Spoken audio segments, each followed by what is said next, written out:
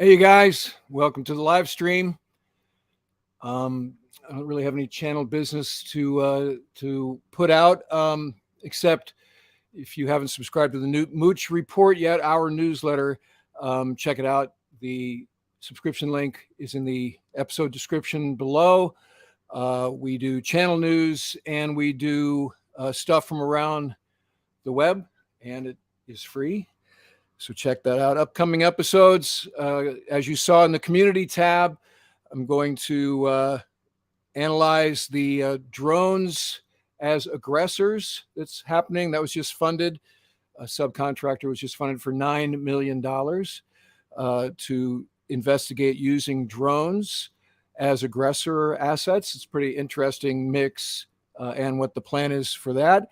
And then tomorrow, although it's not going to air tomorrow, but tomorrow, Nasty Manazar, who you guys know from the channel, a couple different episodes he's been on, he's going to come back and he's going to put on his RAG instructor hat again.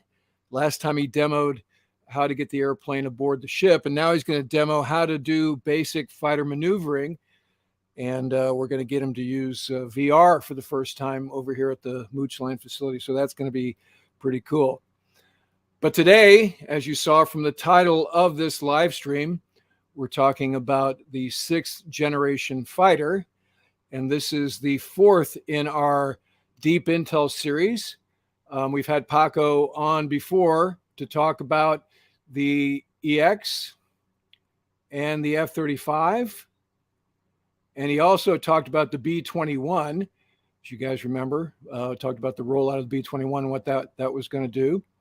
As you guys remember, Pako is the man behind the Merge newsletter, which is a fantastic chock full of goodness in a proprietary way that only Pako can source. So if you haven't subscribed to the Merge, subscribe to that newsletter as well. The link is also in the episode description. So let's bring Pako into the mix here.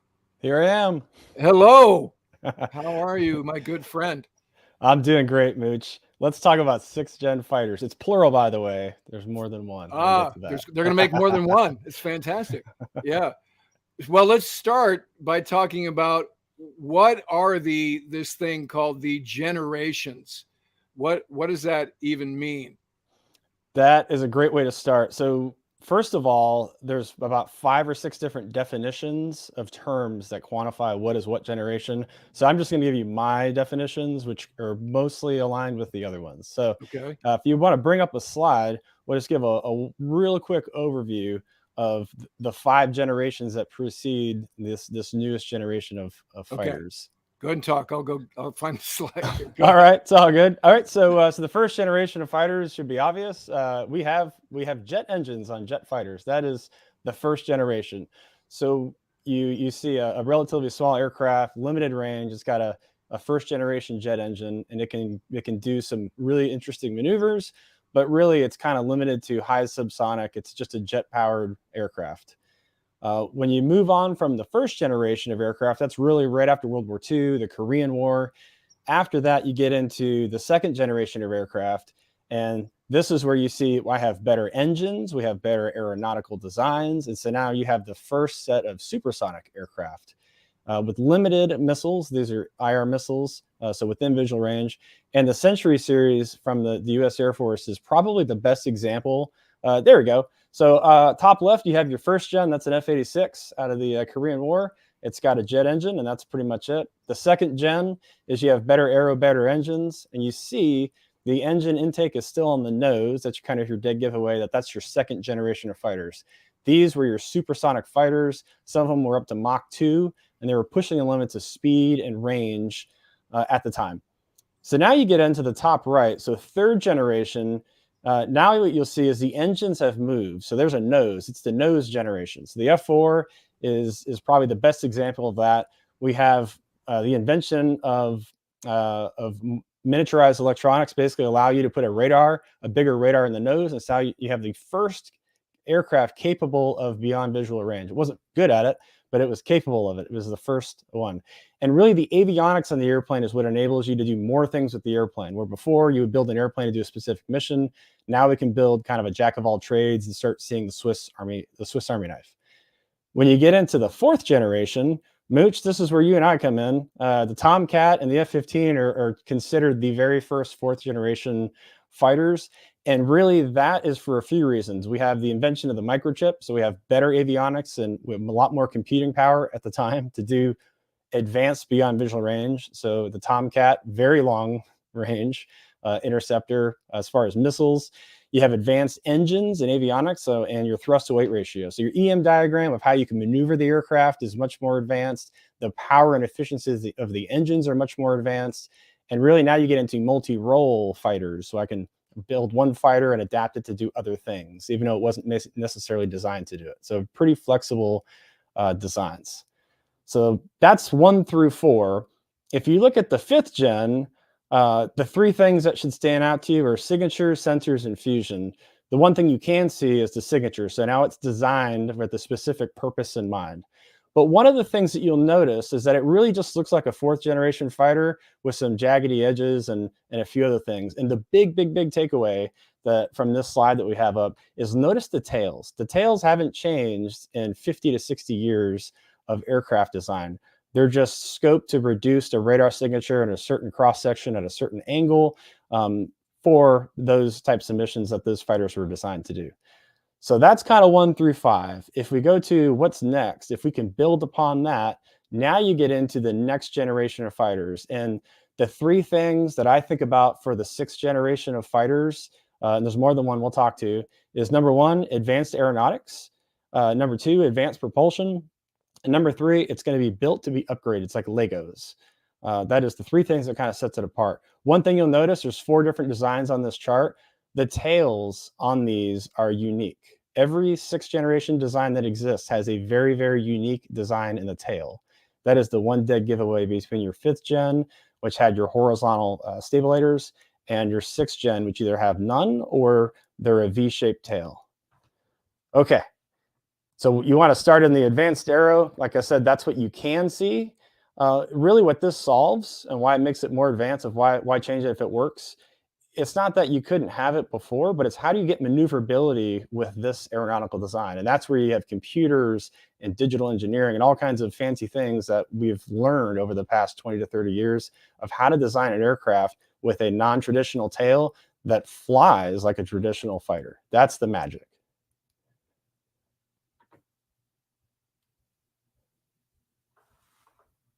If you want to bring up the next slide. Yeah.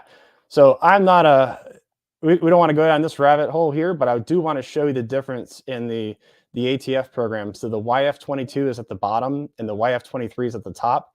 You'll notice that this picture was taken 35 years ago, and it had basically a next-gen fighter tail designed into it. So it's got a V-shaped stabulator, where the F-22, it used a traditional design. And so the F-22 at the time was more maneuverable, but the YF-23 had a much lower radar cross-section because of the way it was designed. And that's kind of the theme that's being brought forward into the new 6th generation programs. So it was ahead of its time. So we have flight surfaces, as you pointed out. The other difference in 6th gen is engines. So let's talk a little bit about what the difference is between 5th gen and 6th gen, starting with, and we discussed this in great detail in the deep intel of the F-35 episode. So if you haven't seen that one, check it out. But let's start with the F-35 engine. So the F-35 is the newest, most advanced fighter in the world that's in production right now. That being said, the engine that powers the F-35, it was designed for that program. It's the F-135, which sounds very similar to the platform. That engine was designed 20 years ago, but it actually wasn't a clean sheet design. They just adapted the design from the F-22 engine. And so when you think of it, the F-35 engine, that is a 40-year-old engine design that's out there flying right now. So that is the newest engines that we have. When you look at what's next and how can I improve on that, the next thing you're going to see is adaptive cycle engines. And so what this means, in the past, you could design an engine that would have a lot of power or could have a lot of efficiency. So an airliner engine is not going to be the same as a supersonic fighter engine. What this does is this is like your variable valve tech in your engines that I think everyone has, like a car that has this now, where it adapts the engine to do one or the other based on what you want it to do. So I could build one engine without compromise, and I can get fuel efficiency when I need it. I can get thrust when I need it. And ultimately I have cooling when I really need it.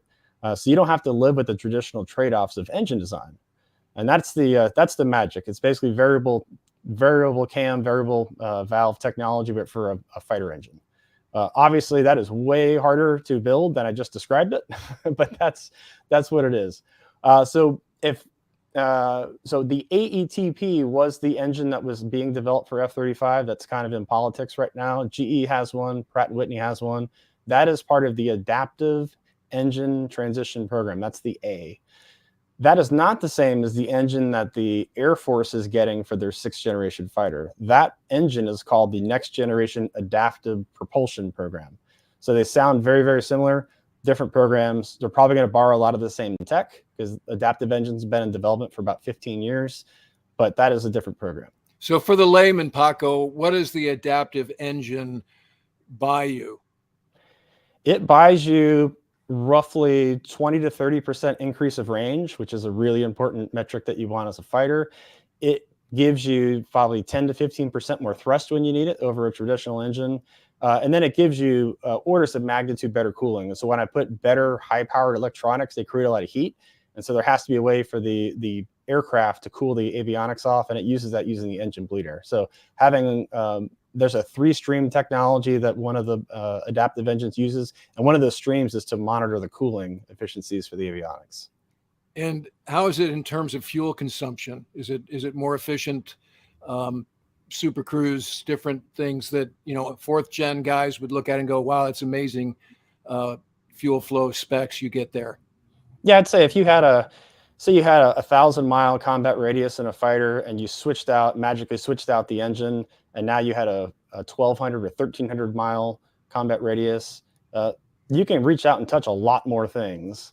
And that's really what this is looking at, especially like the Pacific. The tyranny of distance over those large distances, having range without tankers is going to be critical. Yeah, that's everything. I was going to say that the Westpac AOR is very range dependent, as we talk about hypersonics and how vulnerable is the aircraft carrier, not to mention Air Force assets. So let's get into the nitty gritty, because as I teased out this episode in the community tab, already people were sort of lecturing us on, there's a difference between FAXX and NJAD and so forth and so on. So as we titled this episode, it's Deep Intel, and this is your expertise. So let's parse it out it's going to be death by acronyms. We warn everybody up front, but we're going to explain it as we go along. So let's start with, is it NGAD or NJAD? What do we call this? It's both. That's even more confusing. All right. So the 15-second bumper sticker is, there's not a 5th generation program advantage like the US had, where we built a fighter 20 or 30 years before anyone else. Everyone is building a 6th generation fighter in the world right now. So there are six different 6th generation fighter programs that I know of that we can talk through. All right. So the first one is probably the one that most people are most familiar with, which is the Air Force Next Generation Air Dominance. That is NGAD. That's a hard G, sorry. This program was started in 2014, and the goal was to field something in the early 2030s to replace the F-22. It originally was called the Penetrating Counter-Air program, and then they renamed it to NGAD in 2018, based off of some other things that they added into the portfolio. So that's a concept art there from Boeing. The actual picture from the Air Force has not been released of what it will look like, but these are the concept art that's been published. If you go to the next one, you can see the Air Force NGAD program from Lockheed's perspective. That's what they think it's going to look like. And if you go one more, there's another concept art from Lockheed Martin for. Well, before we leave this one, yeah, that kind of looks A-12-ish to me. It does, right? And that was a Lockheed airplane. So yeah, maybe they're leveraging some of the designs of that failed. And I'm going to do an episode about the A-12 program in very soon, by the way. one of the admirals who worked at Nav Air at that time has agreed to come and talk about that program. But this, I'm getting an A12 vibe here with this one. Yeah, blended wing. It's got no tail, so yeah, it definitely smells like an A12. You squint just right. On to the next one.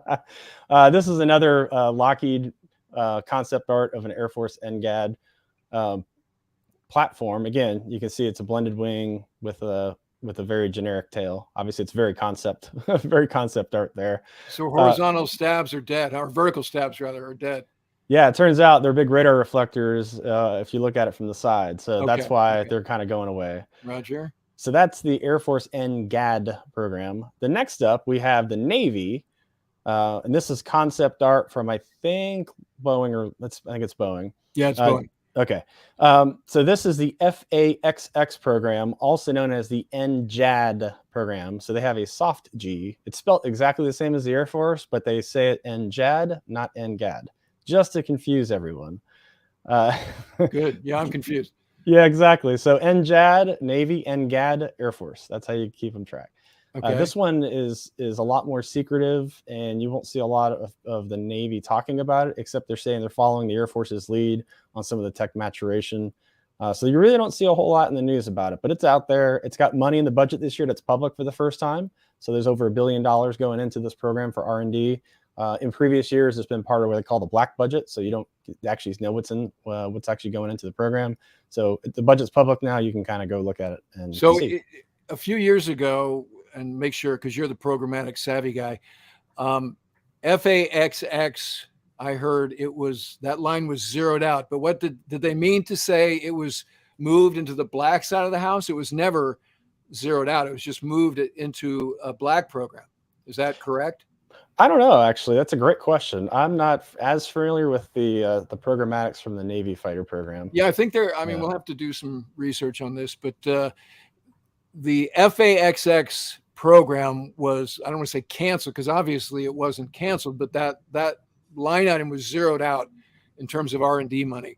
But now it's back, and as you said, they're very specific. Any of the literature and anything that the Navy puts out about NGAD it's a secret program, unlike NGAD versus NGAD, which is there are elements that are publicly known. As you say, we've never seen the airplane, so obviously it's not a unclassed program, but the Air Force is more open about it than the Navy is at this point. But that's in fact, I used this image as the thumbnail for my first NGAD program some years ago.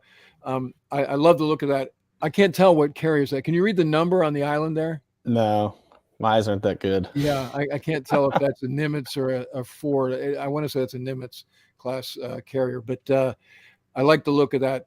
And of course, I'm drawn to, as you are. Looks like we have two guys in the airplane here. Yeah, it's maybe. Yeah, it's hard to tell. Maybe he's controlling some autonomous drones. Yeah, which I thought was one of the missions they want. Okay, so that does it for NGAD and JAD. Now we get into a different acronym. Yep. So those are your U.S. sixth generation fighter programs. None of those are exportable, unlike the F-35. And the reason is that, like I said, there's six generation fighter programs out there. That was two of them. So the next one we have is called GCAP, the Global Combat Air Program. This is a 3-nation consortium. So the United Kingdom, Italy, and Japan are involved. Sweden was initially, and they're kind of in limbo right now. But the goal is to fly something by 2030 and have it fielded in 2035. And the reason why it's those 3 nations is they have specific needs in a specific industrial base. So they want to replace the Eurofighter Typhoon from the UK and Italy, and they want to replace the Mitsubishi F2, which is the F-16 like thing with a canopy bow that Japan flies. So they're combining resources for engine development, aeronautics, weapons, to be able to field something together. Individually, I think they all came to the same conclusion that it wasn't going to be easy to do, and they couldn't afford to do it. But by doing a tri-national consortium, they can field a 6th generation fighter. So, yeah, but that's a weird combo of countries. It's a very weird combo. Right.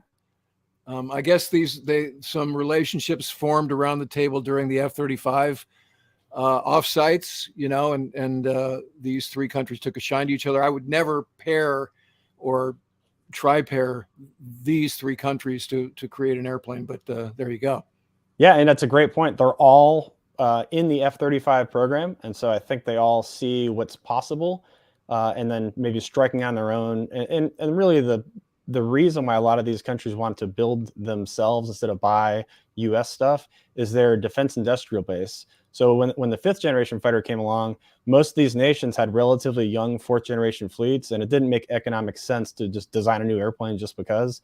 Well, now all of those newer fourth generation, like Eurofighter Typhoon, the French Rafale, like they're getting old and they're going to need to be replaced. And so the choice is, if we don't invest now and build an airplane, we're never going to have the industrial capacity to do it again. And so this is an effort to keep a lot of these industrial bases alive and really have you kind of resiliency as a nation's defense. So GCAP, again, what does that acronym stand for? Global Combat Air Program.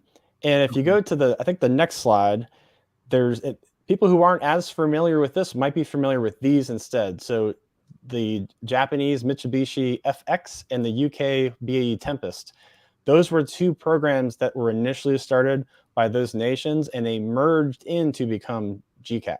And so you can see some differences in aeronautical concepts. They've merged into that new design that we were just showing you for GCAP. So Japan FX, UK Tempest, those are now merged into GCAP. One program, it looks different now.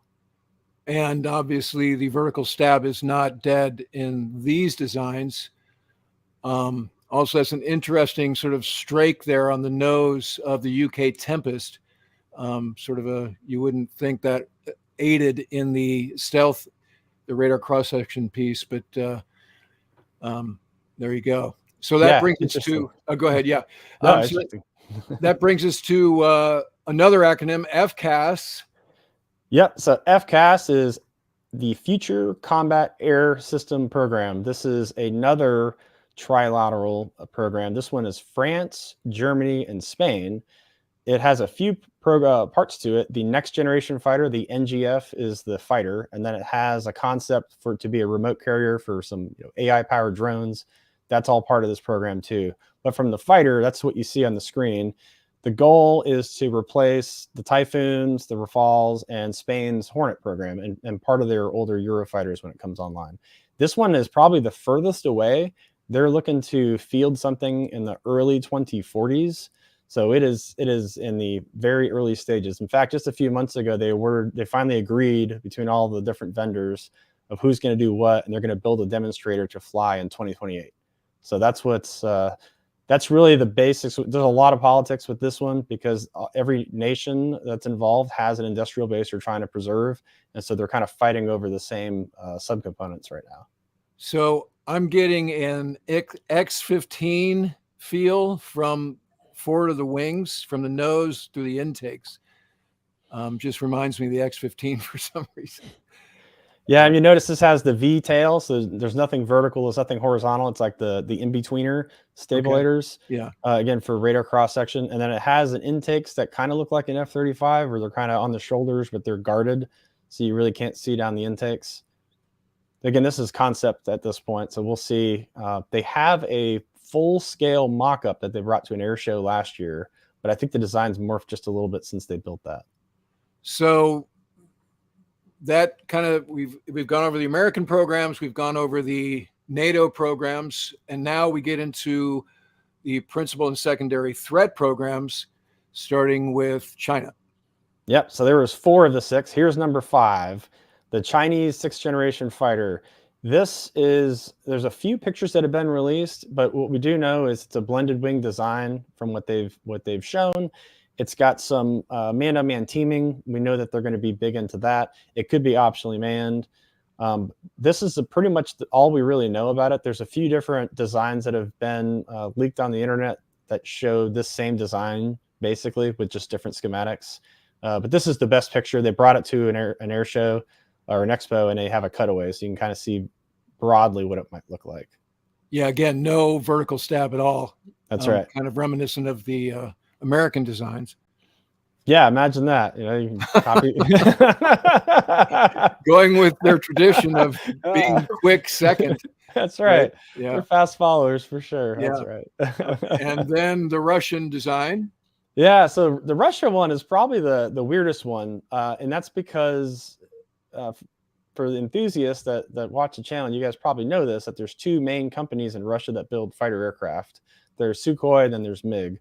Well, they actually merged into one company now, which is the United Aircraft Corporation, UAC, that merged last summer. Before they merged, they individually had next generation programs. If you look at the Su-75 Checkmate that's on the screen, what you'll notice is it has the V tail that all of the 6th generation fighter programs that are looking at that have. And so this could be a risk reduction demonstrator.